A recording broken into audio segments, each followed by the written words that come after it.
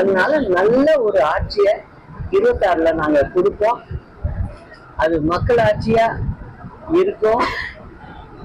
அதாவது வெளியில 4 பேர் நினைக்கலாம் இந்த அதிமுகவை சுக்குநூறா உடைச்சிடலான்னு. அது எப்படி இருக்கு அப்படின்னு சொன்னா, கடல்ல உள்ள தண்ணிய நான் ஒரு பக்கெட்டால எல்லாத்தையும் எடுத்து வெளில ஊற்றிடுவேன் அப்படின்னு சொல்றாங்க பாருங்க, அதுக்கு ஈக்குவலா இருக்கு.